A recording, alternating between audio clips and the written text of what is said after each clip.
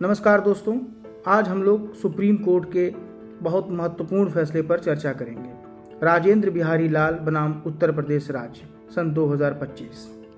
यह मामला उत्तर प्रदेश विधि विरुद्ध धर्म परिवर्तन प्रतिषेध अधिनियम 2021 की व्याख्या और अनुप्रयोग से संबंधित भारत के सर्वोच्च न्यायालय का एक ऐतिहासिक निर्णय है।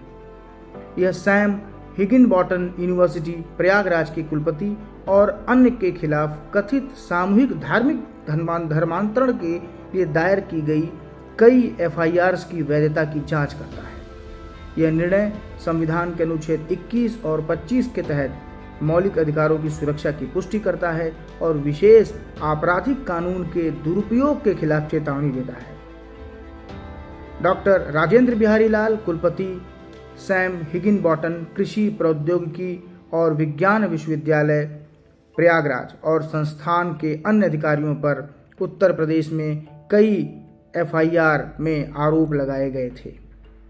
आरोप बड़े पैमाने पर धार्मिक धर्मांतरण से संबंधित थे, जो कथित तौर पर दान या शिक्षा की आड़ में प्रलोभन, वित्तीय लाभ और विदेशी धन के माध्यम से किए गए थे। एफआईआर में भारतीय दंड संहिता की विभिन्न धाराओं 307, 386, 504 अन्य के साथ साथ उत्तर प्रदेश विधि विरुद्ध धर्म संपरिवर्तन प्रतिषेध अधिनियम 2021 की धाराओं का भी उल्लेख किया गया।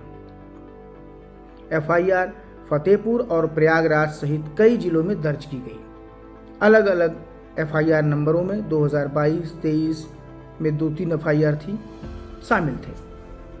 शिकायतों में आरोप लगाया गया कि विदेशी स्रोतों से वित्तीय सहायता के साथ धार्मिक समारोहों में सामूहिक धर्मांतरण आयोजित किया जा रहा था।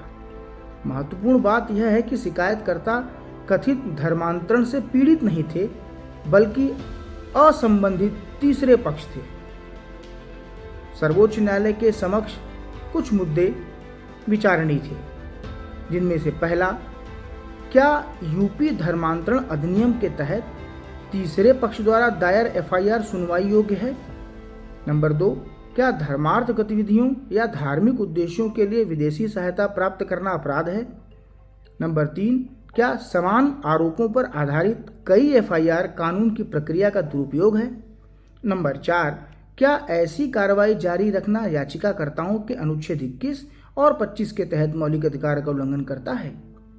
न्यायालय ने इस पर निम्नलिखित निष्कर्ष और अवलोकन स्थापित किए।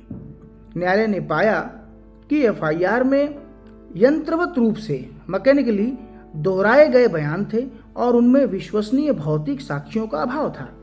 शिकायतकर्ता वे व्यक्ति नहीं थे जिनका कथित तौर पर धर्मांतरण किया गया था, न ही उनके रिश्तेदार थे। इसलिए यूपी धर्मांतरण अधिनियम की धारा 4 के तहत उनका कोई लोकस या शिकायत करने का अधिकार नहीं था। न्यायालय ने इस बात पर जोर दिया कि केवल धार्मिक या धर्मार्थ गतिविधियों का आयोजन या विदेशी दान की प्राप्ति को जबरन या अवैध धर्मांतरण का प्रथम दृष्टया सबूत नहीं माना जा सकता। जांच सामग्री को दोहराव वाला और दुर्भावनापूर्ण इरादों का सूचक पाया गया। न्यायालय ने माना कि ऐसी कार्रवाई जारी रखना न्याय का उपहास होगा। सुप्रीम कोर्ट ने याचिकाकर्ताओं के खिलाफ दायर सभी एफआईआर्स को रद्द कर दिया, यह मानते हुए कि वे कानूनी रूप से खराब, सबूतों द्वारा असमर्थित और प्रक्रिया का दुरुपयोग थी। न्यायालय ने दोहराया कि यूपी धर्मांतरण अधिनियम के तहत शिकायत केवल उस व्यक्ति द्वारा दायर की जा सकती है जिसका धर्मांतरण किया गया हो या उसके किसी करीबी रिश्तेदार द्वारा। विशेष तौर पर तीसरे पक्ष की शिकायतें सुनवाई योग्य नहीं हैं। विदेशी सहायता प्राप्त करना या धार्मिक या धर्मार्थ गतिविधियां संचालित करना अपने आप में कोई अपराध नहीं है। धर्मांतरण को अवैध मानने के लिए जबरदस्ती, धोखाधड़ी या प्रलोभन का सबूत होना चाहिए। पुलिस को उचित परिश्रम करना चाहिए और ऐसे संवेदनशील मामलों में यंत्रवत एफआईआर दर्ज करने से बचना चाहिए। अगर हम इसके संवैधानिक पहलू की बात करें तो निर्णय में अनुच्छेद 21 और 25 के तहत संवैधानिक गारंटी को दृढ़ता से दोहराया गया। अनुच्छेद 21 जीवन और व्यक्तिगत स्वतंत्रता की सुरक्षा में मनमाने या दुर्भावनापूर्ण अभियोजन से सुरक्षा शामिल है और अनुच्छेद 25 अंतःकरण की स्वतंत्रता और धर्म को मानने, अभ्यास करने और प्रचार करने का अधिकार देती है। न्यायालय ने स्पष्ट किया कि स्वैच्छिक धर्मांतरण व्यक्तिगत स्वतंत्रता का एक पहलू होने के कारण उसे अपराध नहीं माना जा सकता। न्यायालय ने चेतावनी दी कि यूपी धर्मांतरण अधिनियम जैसे विशेष कानून उत्पीड़न या वैध धार्मिक स्वतंत्रता के दमन का उपकरण नहीं बनने चाहिए।